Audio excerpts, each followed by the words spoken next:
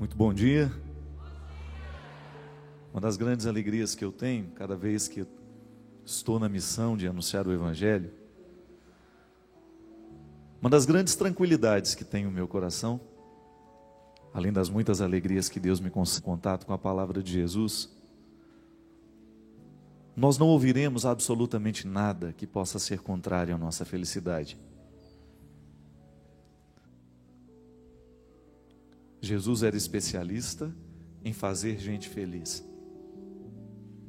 A grande especialidade do coração de Jesus era ser, na atualização dos seus dias, na história em que vivia,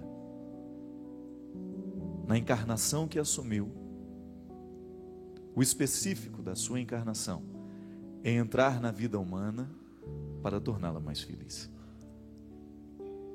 E é por isso que hoje, com muita alegria, eu não só acolho você que está aqui, que tem a possibilidade de estar aqui hoje em Cachoeira Paulista, mas todas as pessoas que de alguma forma hoje terão a oportunidade de me ouvir.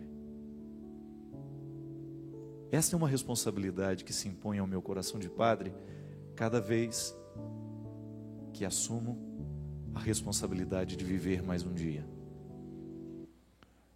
Neste dia, nesta hora, neste momento, eu assumo com você a responsabilidade de ser apenas mais um tradutor da felicidade que Deus quer para a sua vida.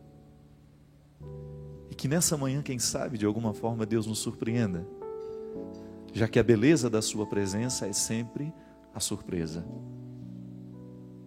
Se hoje nós tivéssemos a oportunidade de contar um pouco da nossa história em Deus, certamente nós teríamos muitas histórias de surpresa. Eu não sei quando é que Deus entrou na sua vida.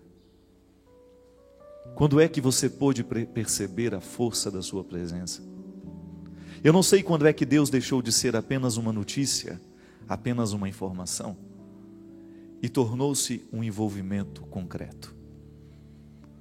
Uma força, uma razão, um sorriso, um cotidiano, uma vida. Eu não sei quando é que Deus entrou na história